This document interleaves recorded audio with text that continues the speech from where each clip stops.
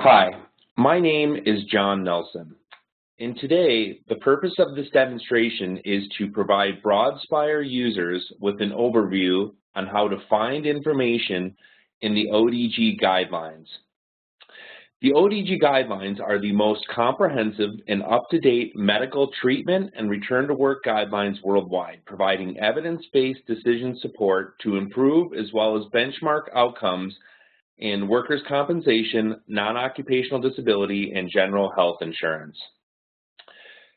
The best way to view the ODG guidelines is through a Chrome interface rather than Internet Explorer. Also, you will notice that medical durations, or ODG, can be found on the intranet. That's intranet of the Broadspire Crawford page. So if you go to the intranet and look under quick links and resources, you will find a quick link to the ODG guidelines that will take you to this page. You'll know you're in the application when it says Welcome Broadspire on the upper right-hand corner. I always like to start off these demonstrations just pointing out the fact that what you do on a daily basis, the human intervention portion of this, is by far the most important part of the process.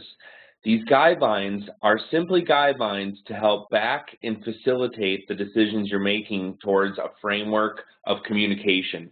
There's a lot of people involved in these cases, and you can use the guidelines, the return to work guidelines, the treatment guidelines, the decision support material, to be used as a framework of dialogue working towards getting people back to their productive endeavors. I always like to start or phase these demonstrations into three pieces. The first is finding information. So searching for medical conditions using ICD-9 and 10 codes, the top conditions over here to the left-hand side. Secondarily, we'll actually pick a topic and run through all of the content in the topic. And last but not least, we will migrate over to the toolbox, where the toolbox helps take the online referential information and put them into communicable actions. So just to start off here, the first thing I'd like to discuss is finding information. When you come into the application of the website, you'll see this here, and on every page you'll see this search bar. It works very similar to Google in that you could start typing in the condition if you know it. So for instance, if you start typing in carpal tunnel, you'll notice it's going to predict out to what you're typing, and you can choose the ICD-9 or 10 that best describes the condition you're looking for carpal tunnel here. You could also type in rotator cuff tear. As you're typing in rotator cuff tear, you'll see again, it's going to predict out to what you're typing. You could type in hip replacement.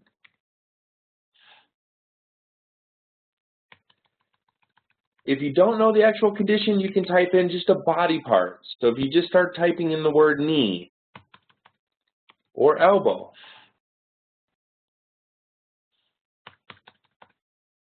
or back. Now you can also search by ICD-9 code or ICD-10 code. I know that we've migrated to ICD-10. We will keep the ICD-9 codes running concurrently for some period of time. So for instance, if you know what the ICD-9 code is, again, you can just start typing it out for carpal tunnel, and you'll see here it predicts out to what we think you're looking for. If you know the ICD-10 code, you could type that in as well. Sometimes when you're searching by ICD-10 code, you may have a longer string of numbers. If for some reason you're not finding information with the longer string of numbers, if you start taking off a number towards the end, it might actually bring you to the condition you're looking for. There's just so many ICD-10 codes, and it's so newly implemented into our systems that sometimes we may need you to take one digit off the end of the numbers to kind of hone in on what you're looking for. So again, just to synthesize or cover what we talked about in terms of finding information, you can type in by the actual condition. You can type in by ICD-9 codes. You can type ICD-10 codes. You can search by body part. if you know what an ICD-9 code is and you're looking for the ICD-10 code, for instance, you can start typing in the ICD-9 for carpal tunnel. Click on carpal tunnel here, and you'll notice that once you're into a topic, over on the right-hand side, we're going to provide you for what is the ICD-9 and the ICD-10. So you can see all sets of codes once you're actually in a condition itself. To go back to the home page, you can simply click here on the Peers button, or you can click on the back arrow key. One other way that you can use for the searching is simply just to start typing in cancer, for instance, and then clicking on the magnifying glass over here. And you'll notice then it starts to keep a search history for you as well. Again, simply pick the topic you're looking for and go from there. Just going to click on the back button to get back to the home page. We have made some customizations to this site for Broadspire users. On the left-hand side, you'll see top conditions. If you scroll through these, you'll notice that as you hover over them, they are quick links. So anything that you see here, if you see it here on this list, you can simply click on it and it will take you to that topic. Down below here, you're going to actually see treatment chapters. So for those users who are looking more for treatment recommendations, you can use the body part treatment chapters to find information. So if you were looking for information on treatment on low back, you can simply click on the low back here, and you'll notice that it will take you to the low back treatment summaries. You'll have it alphabetized over here on the left-hand side. You'll notice the alphabet here. If you were looking for MRI, you simply choose M, or you can just start scrolling down, and you'll notice medications on the right-hand side. I'll get into this in just a little bit more detail when we actually run through a topic. When you do choose a topic here, for instance, we will try to tie the treatment chapters into those. So let me back up just one second here. So again, just to paraphrase, you'll have your top conditions on the left-hand side, and the treatment chapters are by body part, and these are going to be specific to recommendations or non-recommendations to what types of treatments you would see for these body parts or conditions.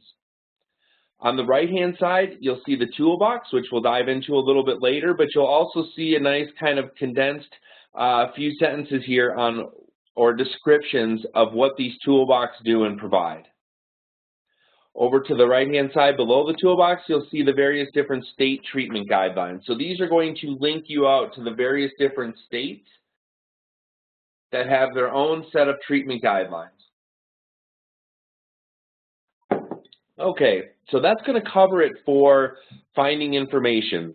Again, you can search by ICD-9 code, ICD-10 code. If you know the ICD-9 code and you're looking for the 10, simply just type in the ICD-9, go to the topic, and we'll provide you the ICD-10 on that topic. You can also search by medical condition or by body part. So everything really happens here or starts from this point here.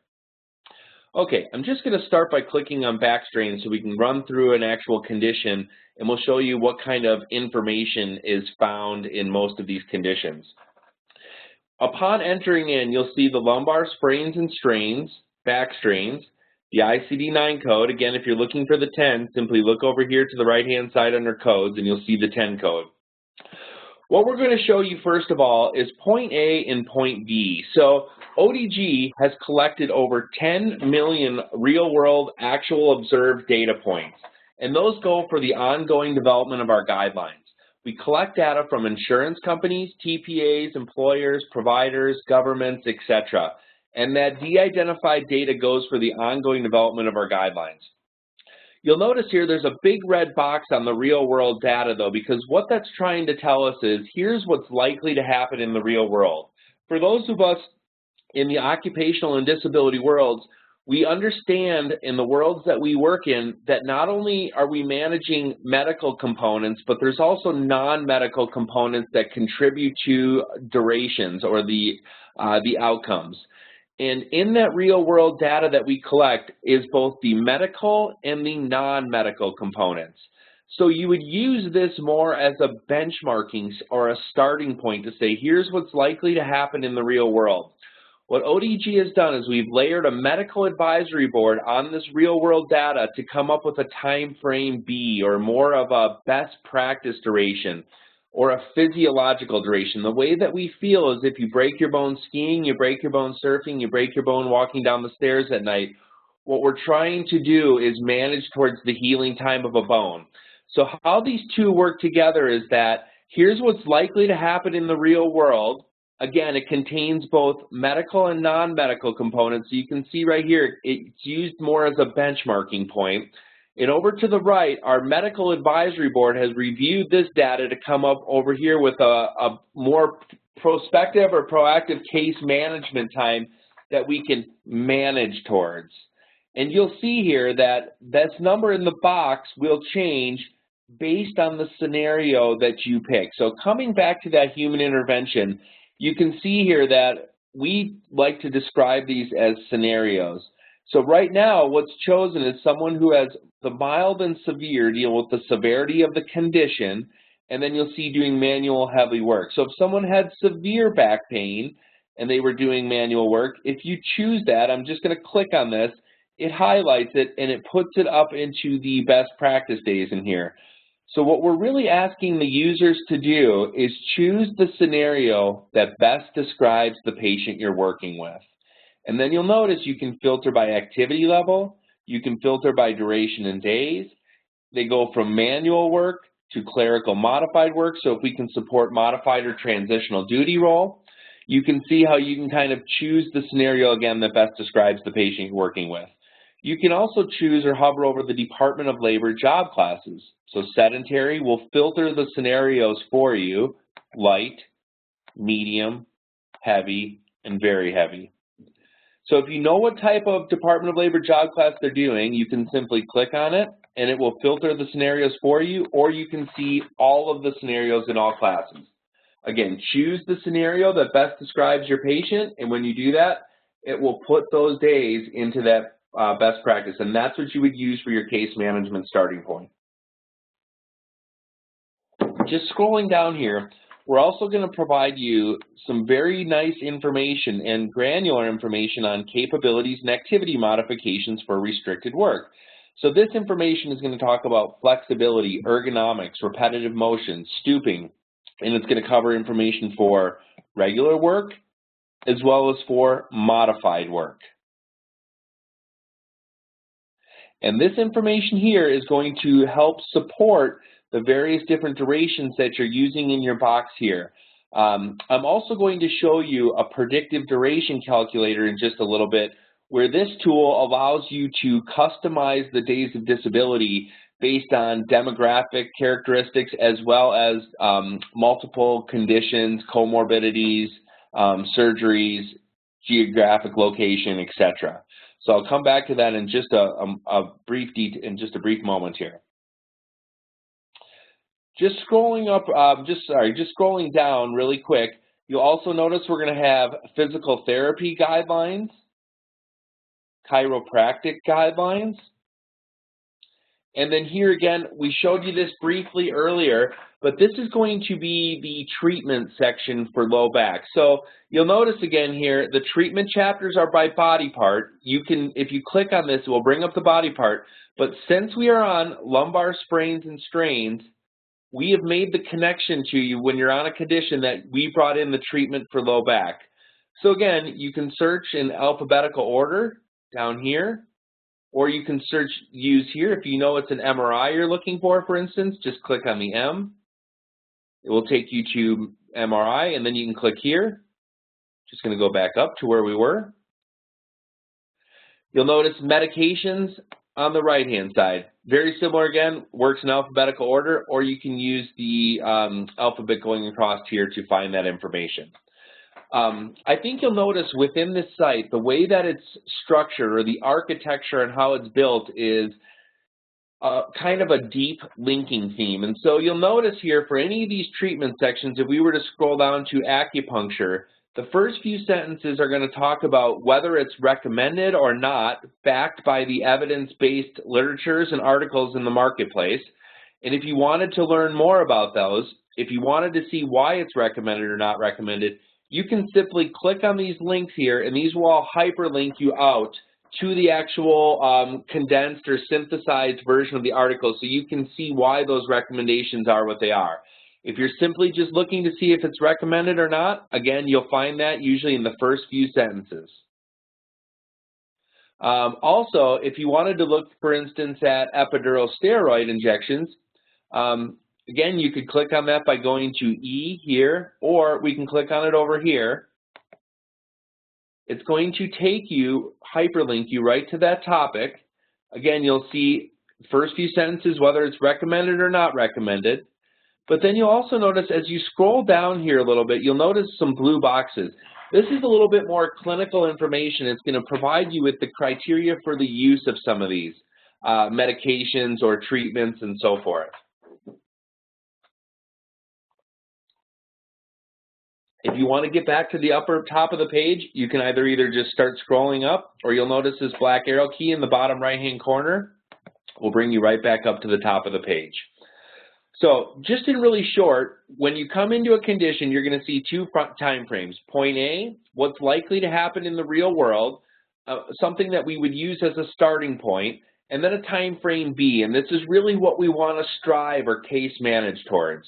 You can use the various different scenarios to filter here by Department of Labor job classifications.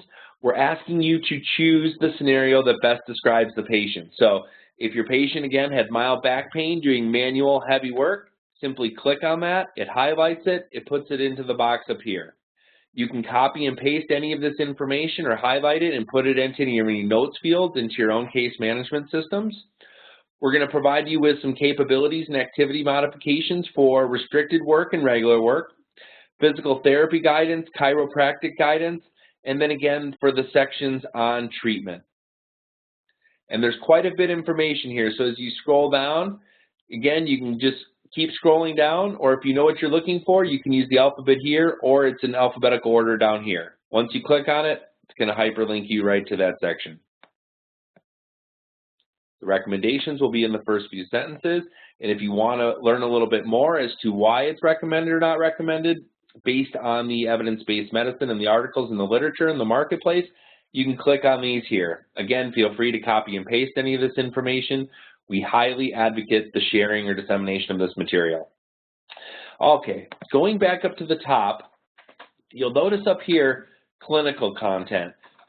Very importantly, we brought in a lot of the major components that we think that you'll need, but we understand how busy you are. If you have some time and you want to learn a little bit more about the condition, you can click on the Medline Connect button, and this will hyperlink you right into the National Library of Medicine, take you right to the condition back injuries. If you click more on back injuries, you'll see summary, diagnosis tests, static images, videos and tools. You have access to this entire library of medicine, so you can start typing in depression, it will predict out to what you're typing, and you can look up other conditions. Summary, start here, diagnosis and tests. I'm just going to scroll back. It's got great patient education information under back pain here. I'm just going to make this a little bit bigger. Tips to help prevent back pain when you return to work, learn how to lift properly, changes at work. You'll notice right here you can email this information, you can print this information, you can copy and paste this information. So this information here, this clinical information here is, again, meant and designed to back the decisions you're making. So if you have some time, you want to learn a little bit more about the condition, we provide you this wealth or this library of clinical referential information. For those of you who may learn a little bit better visually, we have quick 30-second animations in for some of the more major conditions. So if you click on the actual picture here, it will bring up a play. You can click on this, make up the spinal column, and it will be a quick 30-second to a minute clip. They are also named for their locations. The cervical vertebrae are in the neck. The thoracic vertebrae are in the upper back. And the lumbar vertebrae are in the lower back. The bones at the bottom of your spinal column, called the sacrum and the coccyx, make up your tailbone. Experiencing back pain usually means you have injured the ligaments or muscles attached to the vertebrae. Common causes include twisting motions, poor posture, and overuse. Okay, So to the upper right-hand corner, again, here's your clinical content. Right here is a quick link into the referential information on the U.S. National Library of Medicine, the Medline Connect. You simply just click on that and it will take you right there. If there's a visual here, you can click on that, and that means there's a 3D anatomical design that you can view for the visual learners. They're usually, again, a 30-second to a minute clip. We have both the ICD-9 codes and 10 codes here. So again, on any condition you're in, you can come in and see the ICD-9 and 10. Okay. This section I find will be really important. This is the toolbox section. I want to take a couple of minutes and describe each of these tools. We're just going to start with the first one, which is the return to work prescription. Since I'm on the condition or I'm in a topic, the nice thing about using the toolbox from the conditions you're on is it will already work with those conditions. So when I click on this, it will bring in back strains, lumbar sprains and strains. I'm just going to go ahead and click on that now. And the ODG Return to Work Prescription tool lets ODG users start the return to work process with evidence on durations and functional restrictions and put that information in the hands of healthcare professionals, patients, and employers. It's an interactive application that automatically creates a work activity and functional abilities form based on the latest evidence and information. So again, you can start typing in the information here from the desk of John Doe. These are all optional fields. Company XYZ, email john@doe.com, telephone 123-123-1234, employee name Jane Doe, claim number, the physician name, and then where this gets really impactful is it's going to allow you to share those durations. So again, here are those time frame B, those best practice guidelines that we were just on for sprain and strain. And so you'll see the date of the injury here, for instance. When you click in the box, it brings up March 30th, today's date. And then we could say, you know, if they had mild back pain doing manual heavy work 7 to 10 days, the expected return to work date could be 10 days from the 30th, right? And so 1, 2, 3, 4, 5, 6, 7, 8, 9, 10. So you could click the 10th. You can click here and use our recommended text. And this says, please review and modify. It's really very non-adversarial verbiage that you can use to communicate. Again, so you can send this to a physician, you can send this with a patient that's going to see a physician, but it says, you know, we'd like to put a return to work plan in place. We can have modified duty available. And in here, you could choose a few of these scenarios if you wanted to. Insert the guidelines. Coming down, insert the modifications by clicking on the boxes here. And then once you hit create printable document, it's going to put this in a very nice PDF form that you can print off, you could email, you could fax, scan, etc. And you can use this as the starting point for your communication process. Again, you know, the human intervention is the most important part. So if you can use these types of tools to dialogue with the various different constituents involved in the cases, it's going to help you, and it's all in the way that you approach this, right? You wouldn't want to do this in a very non-adversarial manner. Or excuse me, you would want to do this in a very non-adversarial manner, very tactfully. So you wouldn't want to send this to the physician and say, here's what the guidelines represent, but you would want to say, here's what a typical guideline says. If I feel like we're going over, I'd certainly like to have some dialogue with you to understand why. Maybe you can help discover if there's a comorbidity or something else going on with this patient that you weren't aware of. So again, that's the return to work prescription tool. The next tool is going to be the UR Advisor. And this tool is designed to improve the efficiency and effectiveness of the UR process by automating first-line approvals on many treatments. It allows you to query by ICD-9, CPT, or any combination of codes, and based on over 2 million claims and 50 million medical invoices. For each combination, it's going to provide information on frequency, incidence, cost, and then most importantly, usually people kind of use this payment flag here to look to see very quickly if it's recommended or not recommended. So the green means auto-approve based on evidence-based medicine. Yellow means auto-approve based on efficiency, high incidence, high frequency, and low cost. Red means review using the ODG procedure summaries. And black means it's a strong candidate for denial. You can sort all of this information. So again, you'll notice since we are on lumbar sprains and strains, it brought that condition on. And now it's going to give you a list of all of the CPT codes and the actual definitions or the descriptions of those CPT codes. And it's going to give you based on that by incidence, by frequency, by cost, and so forth. And so very quickly you can see if this type of procedure is usually recommended by the green, yellow, and the payment flags here, and so forth. If you want to understand a little bit more about it, you can click on any of these and you can actually link into that information. If you know what the CPT code is, you can start typing it in. It works very much like a search engine does. So you could type in PT evaluation, or if you know what the code is, we could just put in 97110. So here it's going to provide you then more of the specific information with this ICD-9 and this specific CPT. You can click here for any of the definitions for the rows.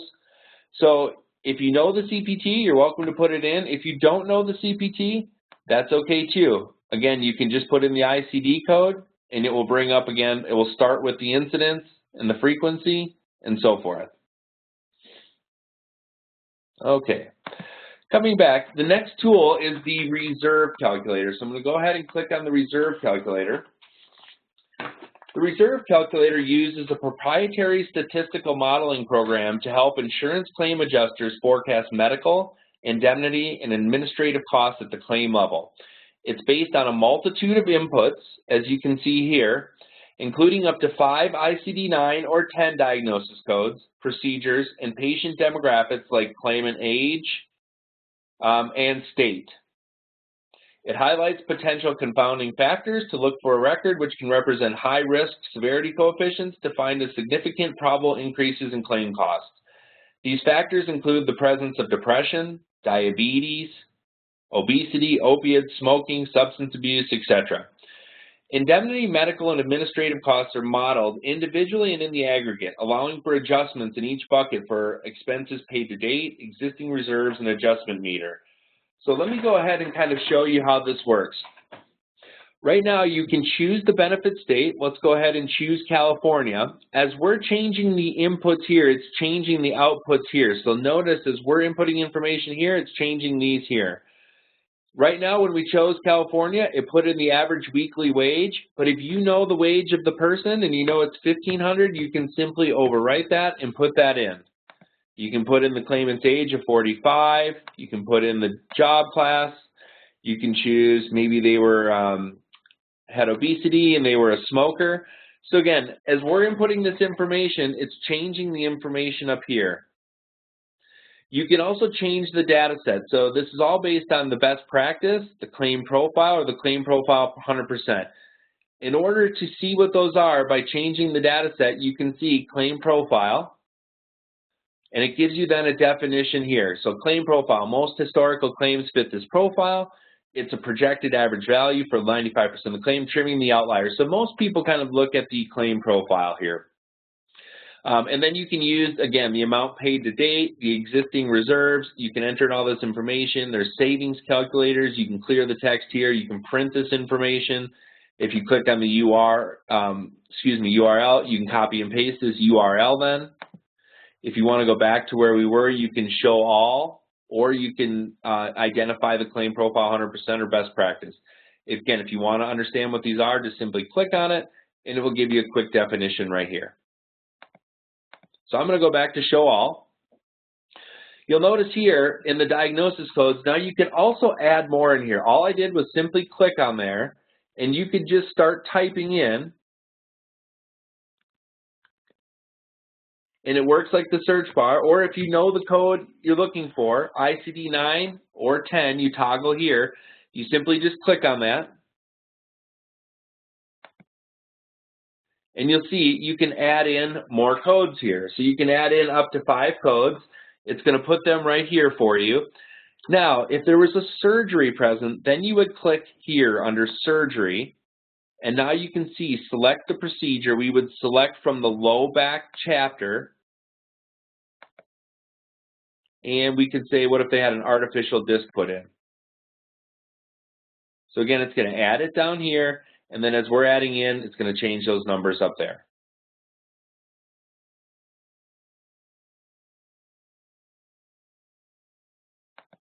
Okay, this tool I think you'll use quite a bit, the predictive duration calculator.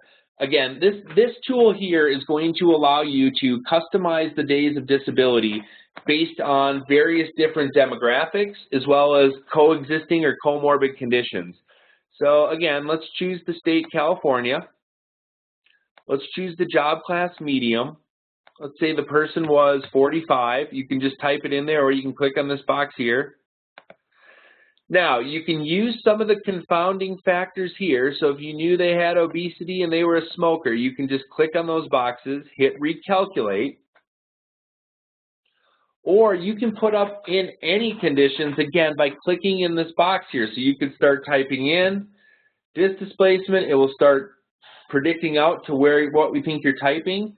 Or if you know what the condition is, you can use the ICD-9 or 10 code again. So we'll put in disc displacement and click on it. You'll notice now, here are the two conditions in there. You'll see that the days of disability went up. So this is going to help you get that PLOD, or that predicted length of disability day. If you know there was a surgery involved, you can click on the surgery. Again, we'll select the condition. Low back, if you were looking for rotator cuff tear, you could look at shoulder. If you were looking for a knee replacement, you could go under the knee section. So you're finding the surgery that describes the body part. And so in this case here, we're on low back.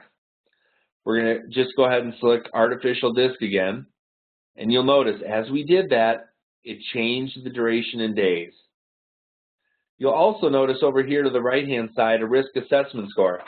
As we were inputting all this information, it's allowing this to this information, it was creeping up on the thermometer. The higher it goes up here, the more likelihood this claim or this case has a chance for a poor outcome.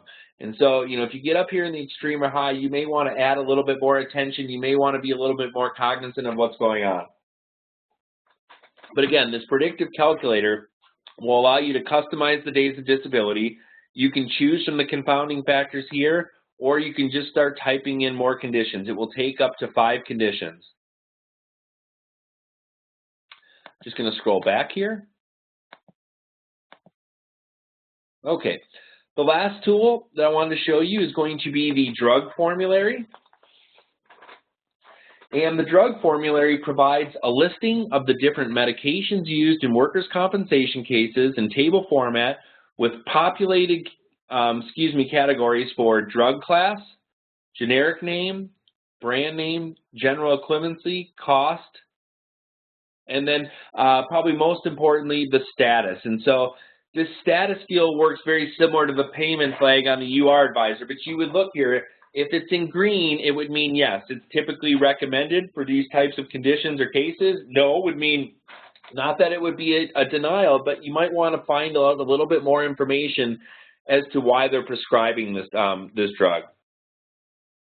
So again, the preferred drug status column contains a Y if the drug is a preferred drug and is contained on the formulary, if it contains an N, if it is not a preferred drug because it's not recommended as a first-line treatment. Derived from these information is all derived from the evidence-based recommendations in the chapters from ODG, and they are hyperlinks in the formulary to support the recommendations. So again, if you wanted to learn a little bit more about antidepressants, or if you wanted to learn a little bit more about the generic drug name, you can click on this information. We'll bring you back in. So right up front, you can see yes or no, are they typically recommended, the cost, but if you want to learn a little bit more, you simply click on the information here and we'll link you into that. Okay, so I covered quite a bit of information here today on the toolbox. If you wanted to see the state treatment guidelines, those will take you there. Last but not least, here is also a button called ODG Source. for some of you that may have been familiar with ODG in the past, you can also click on this ODG source button and it will take you to this page. In this information is the exact same information found on this page here. So for instance, we're in lumbar sprains and strains. If you were to go to back strains for that, you'll see here are your best practice scenarios. Here are your best practice scenarios, right? Here are your capabilities and activity modifications. Here are your capabilities and activity modifications. Here are your treatment procedures. If you were to click on this, here are your treatment procedures. If you want to see hospitalization, length of stay, and cost data, here it is here. So again, not to confuse you, but these two sites contain the same information. All it really is they're laid out a little bit differently. So if you go here normally and you're usually kind of looking on the treatment index, you'll notice that this is the same as the treatment chapters found over here, the exact same information. Okay, so I just wanted to kind of recap a few things. Searching, you can search by condition name, by topic name, ICD-9 code or ICD-10 code. Once you're in, you'll see the 2 days of disability. Please, manage towards this, but you use this as a benchmarking standard. If you want any information or quick definitions on the toolbox, they're right here. I think importantly, you'll find that the predictive duration calculator is going to get you the PLOD or the predicted length of disability, and you can customize that. My information is found right up here, so if you have any questions, feel free to call me or email me. I'm happy to help. Lastly, don't forget, the site works best out of the Google Chrome or off of the intranet on the Broadspire Crawford page under the quick links. Thank you for your time. I appreciate it, and have a nice day. Bye now.